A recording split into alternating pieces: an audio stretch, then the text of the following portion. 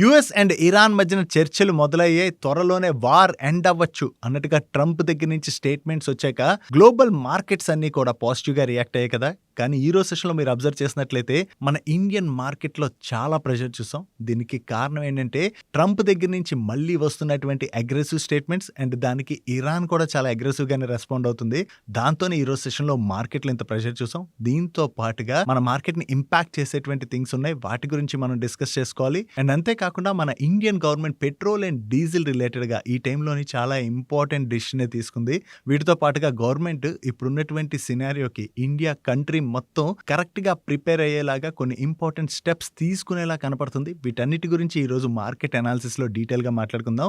దీంతో పాటుగా మన stock of the day and అలాగే మరికొన్ని ఇంపార్టెంట్ అప్డేట్స్ ఉన్నాయి. అన్ని కూడా 1 by 1 క్విక్గా డిస్కస్ చేసేద్దాం. ముందుగా మార్కెట్ అప్డేట్ చూసినట్లయితే ఈరోజు సెషన్లో సెన్సెక్స్ 1690 పాయింట్స్ కరెక్ట్ అయ్యి 73,583 పాయింట్స్కి క్లోజ్ అయినట్లయితే నిఫ్టీ 486 పాయింట్స్ కరెక్ట్ అయ్యి 22,819 పాయింట్స్కి క్లోజ్ అయింది. అండ్ ఈరోజు సెషన్లో మిడ్ క్యాప్ ఇండెక్స్ 2.18% కరెక్ట్ అయినట్లయితే స్మాల్ క్యాప్ ఇండెక్స్ 1.82% కరెక్ట్ అయింది. అండ్ బ్యాంక్ నిఫ్టీ 2.67% కరెక్ట్ అయింది.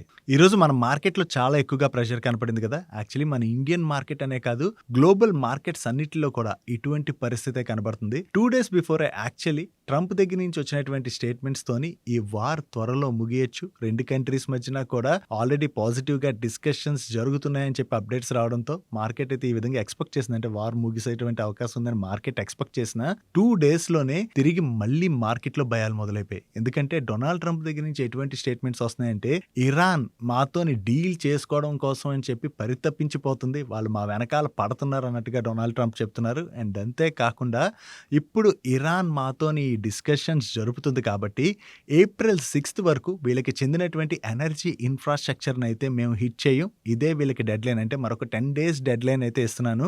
ఈ 10 days అయ్యేలోపు ఇరాన్ మాతోని డీల్ చేసుకోవాలి. ఒకవేళ డీల్ చేసుకోము, ఈ డీల్కి ముందుకు రావు అన్నట్టుగా ఇరాన్ కానీ బిహేవ్ చేసినట్లయితే ఇరాన్ చాలా టఫ్ టైమే ఫేస్ చేస్తుందని చెప్పి డొనాల్డ్ ట్రంప్ చెప్తున్నారు. అండ్ అంతేకాకుండా ఇరాన్ వెనక్కి వెళ్ళేటువంటి పరిస్థితి లేదు, వాళ్ళ పరిస్థితి అస్సలు బాగాలేదని చెప్పి డొనాల్డ్ ట్రంప్ దగ్గర నుంచి కొంచెం అగ్రెసివ్గానే స్టేట్మెంట్స్ వచ్చేసరికి దానికి ఇరాన్ కూడా స్ట్రాంగ్గానే రెస్పాండ్ అయింది. ఇరాన్ ఏం చెప్తుందంటే డొనాల్డ్ ట్రంప్ పచ్చి అబద్ధాలు చెప్తున్నారు, మేము అతని వెనకాల డీల్ కోసం వెళ్తున్నాం అని చెప్తున్నారు కదా, అలాంటివి ఏమీ జరగట్లేదు, అసలు నెగోషియేషన్స్ అయితే మేము చేయట్లేదు అన్నట్టుగా ఇరాన్ సైడ్ నుంచి కొంత స్టేట్మెంట్స్ వస్తున్నాయి. అండ్ అంతేకాకుండా యుఎస్ పంపించినటువంటి ప్రపోజల్స్ ఏవైతే ఉన్నాయో ఆ ప్రపోజల్స్ అన్నీ కూడా 1-sided ప్రపోజల్స్ ఉన్నాయి. అటువంటి వాటికి మేమెందుకు ఒప్పుకుంటాం, మేము అటువంటి వాటికి ఒప్పుకునేటువంటి ప్రసక్తే లేదు. ఎప్పుడైనా సరే ఒక డీల్ జరిగిందంటే 2 కంట్రీస్ కి కూడా ఉపయోగపడేలాంటిదే జరగాలి తప్ప అన్నీ కూడా మా పైన కండిషన్స్ పెట్టి వాటికి ఒప్పుకోవాలంటే మేము ఒప్పుకోం అన్నట్టుగా ఇరాన్ సైడ్ నుంచి స్టేట్మెంట్ వస్తుంది. అండ్ అంతేకాకుండా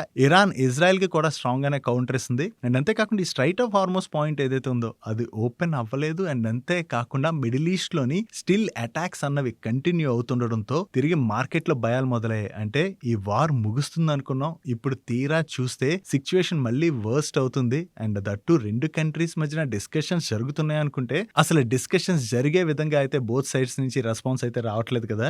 సో దాంతోనే తిరిగి మార్కెట్ లో భయాలు మొదలయ్యేసరికి ఈ రోజు సెషన్ లో మార్కెట్ లో ఇంత ప్రెషర్ అయితే చూసాం. ఈ సిచ్యువేషన్ ఏదైతే జరుగుతుందో ఆల్రెడీ దీని రిలేటెడ్ గా మన ప్రైమ్ మినిస్టర్ నరేంద్ర మోడీ గారు మనం కోవిడ్ లాంటి సిచ్యువేషన్ కి ప్రిపేర్ అయి ఉండాలని చెప్పి ఒక స్టేట్మెంట్ అయితే ఇచ్చారు కదా 2 days బిఫోరే.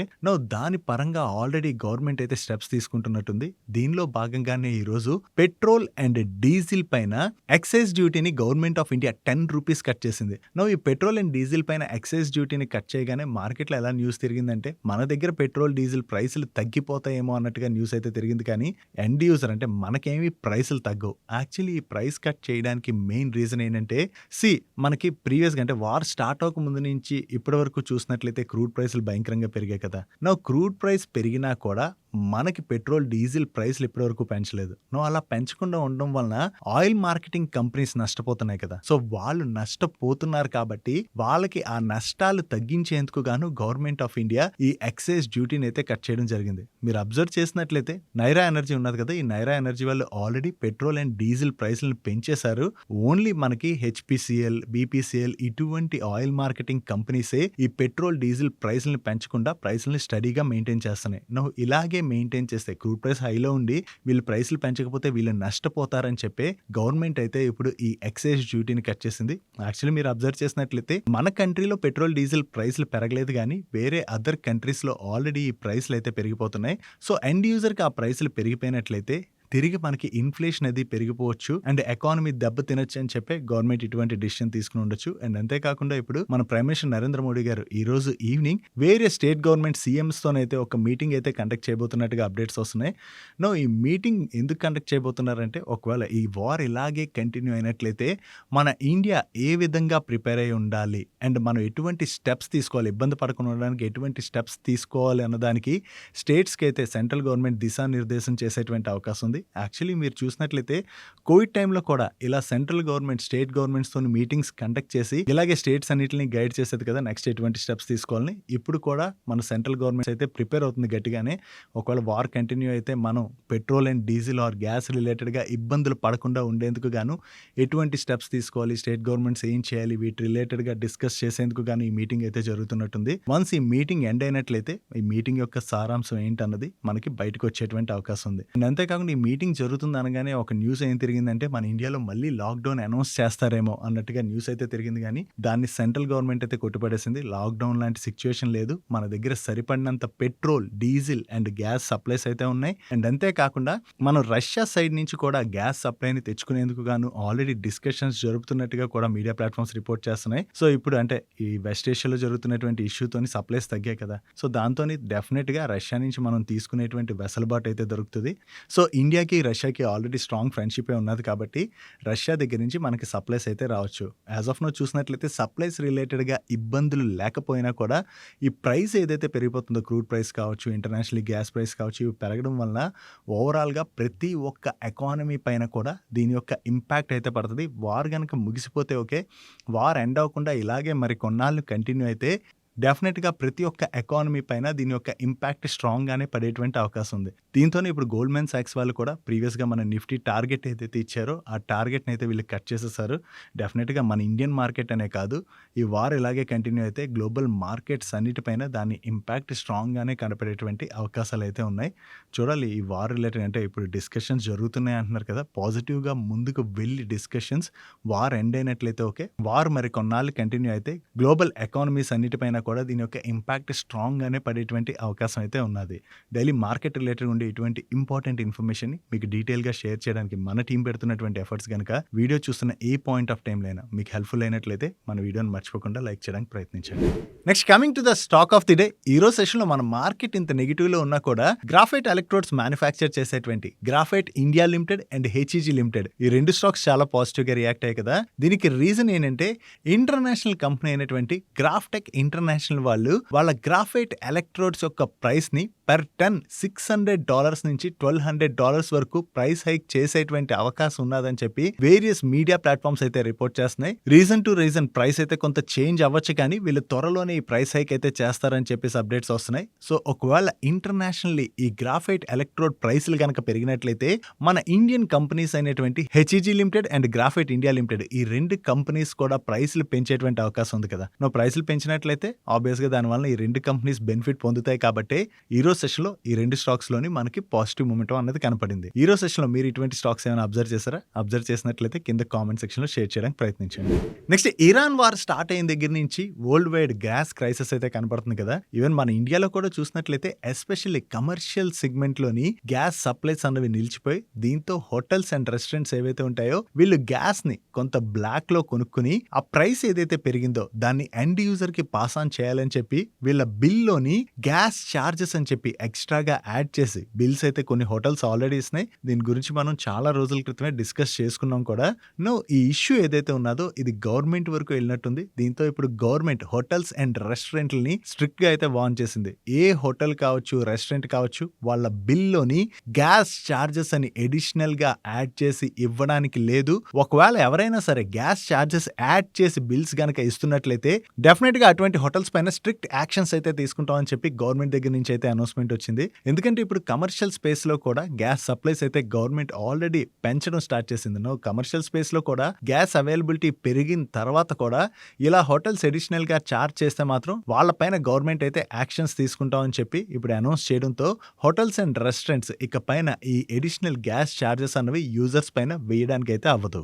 నెక్స్ట్ ఈ రోజు Nifty semi annual rebalancing adjustment day. So ఈ అడ్జస్ట్మెంట్ డే లో భాగంగా ఏ స్టాక్స్ వెయిటేజ్ అయితే నిఫ్టీలోకి పెంచారో ఆ స్టాక్స్ లోకి అయితే నిఫ్టీని ట్రాక్ చేసేటువంటి ఫండ్స్ నుంచి ఇన్ఫ్లోస్ అయితే వచ్చాయి అండ్ ఏ స్టాక్స్ వెయిటేజ్ తగ్గించారో ఆ స్టాక్స్ నుంచి అవుట్ఫ్లోస్ అయితే వెళ్ళాయి. దీనిలోని ఏ స్టాక్స్ లోకి ఎంత ఎక్స్పెక్టెడ్ ఇన్ఫ్లోస్ రావచ్చు అండ్ ఏ స్టాక్స్ నుంచి ఎంత అవుట్ఫ్లోస్ వెళ్ళొచ్చు అన్నది మీరు ఇక్కడ స్క్రీన్ పై చూడొచ్చు. నెక్స్ట్ గవర్నమెంట్ ఆఫ్ ఇండియా మన ఇండియాకి చెందినటువంటి రిఫైనరీస్ ఒకవేళ డీజిల్ కానీ ఏటీఎఫ్ కానీ ఎక్స్పోర్ట్ చేస్తున్నట్లయితే ఆ ఎక్స్పోర్ట్స్ పైన ఎక్స్పోర్ట్ ట్యాక్స్ అయితే పెంచుతున్నట్టుగా ఈ రోజు అనౌన్స్ చేసింది. డీజిల్ పైన పర్ లీటర్ 21 రూపీస్ 50 పైసా ఎక్స్పోర్ట్ ట్యాక్స్ ని పెంచుతున్నట్లయితే ఏటీఎఫ్ పైన పర్ లీటర్ 29 రూపీస్ 50 పైసాని పెంచుతున్నట్టుగా అనౌన్స్ చేయడం జరిగింది. సో డెఫినెట్ గా దీని వలన ఎక్స్పోర్ట్ చేసేటువంటి రిఫైనరీస్ ఏవైతే ఉంటాయో వాటిపైన ఇంపాక్ట్ పడేటువంటి అవకాశం ఉండడంతోనే ఈ రోజు సెషన్ లో రిలయన్స్ ఇండస్ట్రీ స్టాక్ లో మార్నింగ్ నుంచి కూడా చాలా ఎక్కువగా ప్రెషర్ కనపడింది. నెక్స్ట్ ఇన్ఫోసిస్ వాళ్ళ దగ్గర నుంచి 2 ఎక్విజిషన్స్ రిలేటెడ్ గా అనౌన్స్మెంట్స్ అయితే వచ్చాయి. దీనిలో భాగంగా వీళ్ళు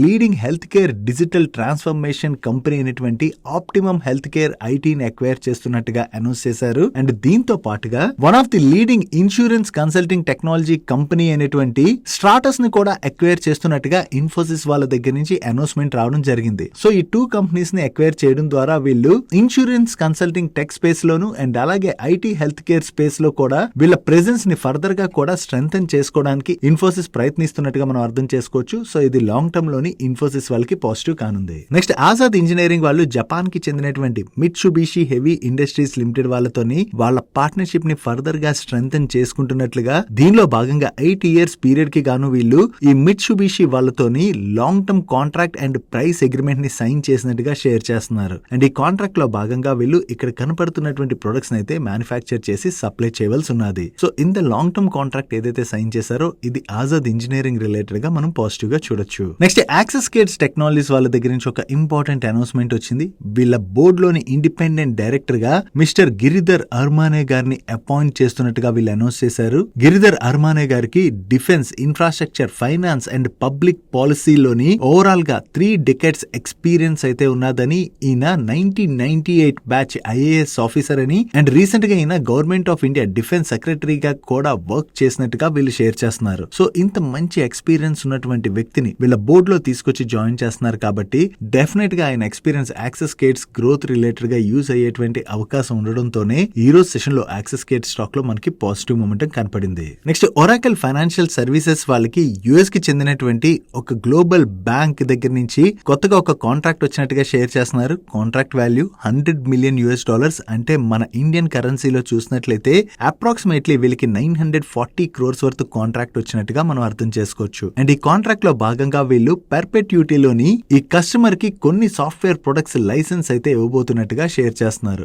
ఓవరాల్ గా ఇంత మంచి కాంట్రాక్ట్ విన్ అయ్యారన్న అప్డేట్ తోనే ఈ రోజు సెషన్ లో ఒరాకిల్ ఫైనాన్షియల్ సర్వీస్ స్టాక్ లో మనకి పాజిటివ్ మొమెంటం కనపడింది. Next Cochin ship yard limited వాళ్ళు హెచ్బిఎల్ ఇంజనీరింగ్ లిమిటెడ్ తో కలిపి ఒక జాయింట్ వెంచర్ ని ఫార్మ్ చేయబోతున్నట్టుగా ప్రీవియస్ గానే అనౌన్స్ చేశారు కదా. ఈ జాయింట్ వెంచర్ కంపెనీ ద్వారా వీళ్ళిద్దరూ మ్యారిటైమ్ స్పేస్ లోని electric mobility technology and energy storage solutions అయితే డెవలప్ చేయబోతున్నట్టుగా షేర్ చేస్తున్నారు. ఇప్పుడు ఈ జాయింట్ వెంచర్ అగ్రిమెంట్ అయితే 2 కంపెనీస్ కూడా సైన్ చేశాయని అండ్ ఈ జాయింట్ వెంచర్ లోని హెచ్బిఎల్ ఇంజనీరింగ్ 60% స్టేక్ హోల్డ్ చేయబోతున్నట్లయితే కొచ్చిన్ షిప్ యార్డ్ లిమిటెడ్ వాళ్ళు 40% స్టేక్ ని హోల్డ్ చేయబోతున్నట్టుగా వీళ్ళు అనౌన్స్ చేయడం జరిగింది. ఓవరాల్ గా ఈ జాయింట్ వెంచర్ కంపెనీ ద్వారా మారిటైమ్ సెగ్మెంట్ లో ఉన్నటువంటి ఆపర్చునిటీని క్యాటర్ చేయడానికి ప్రయత్నిస్తున్నారు కాబట్టి ఇది బోత్ కంపెనీస్ రిలేటెడ్ గా మనం పాజిటివ్ గా చూడొచ్చు. నెక్స్ట్ ఎల్ఎన్టీ వాళ్ళు బిల్డింగ్స్ అండ్ ఫ్యాక్టరీస్ బిజినెస్ లోని సిగ్నిఫికెంట్ ఆర్డర్ అయితే విన్ అయినట్టుగా షేర్ చేస్తున్నారు. వీళ్ళు దీన్ని సిగ్నిఫికెంట్ ఆర్డర్ అంటున్నారంటే order value approximately 1000 crores to 2500 crores in between ఉంటుంది. అండ్ ఈ ఆర్డర్స్ వీళ్ళకి గుజరాత్, ఆంధ్రప్రదేశ్ తో పాటు డిఫరెంట్ స్టేట్స్ లో వచ్చినటువంటి ఆర్డర్స్. సో వీళ్ళు కొత్తగా ఏవైతే ఇలా కాంట్రాక్ట్స్ విన్ అవుతూ వెళ్తున్నారో దాంతో వీళ్ళ ఆర్డర్ బుక్ కూడా స్ట్రాంగ్ గా గ్రో అవుతుంది కాబట్టి ఇది ఎల్ఎన్టీ వాళ్ళకి లాంగ్ టర్మ్ లో పాజిటివ్ కానుంది. That's it for today's daily munch guys. ఈ రోజు డైలీ మంచ్లో మేము షేర్ చేసిన ఇన్ఫర్మేషన్ మీకు హెల్ప్ఫుల్ అయినట్లయితే మన వీడియోని లైక్ చేస్తూ ఛానల్ సబ్స్క్రైబ్ చేసుకోవడం మర్చిపోకండి. నేను చంద్రశేఖర్ పతి మరొక ఇంట్రెస్టింగ్ వీడియోతో కలుద్దాం. Good night and happy weekend.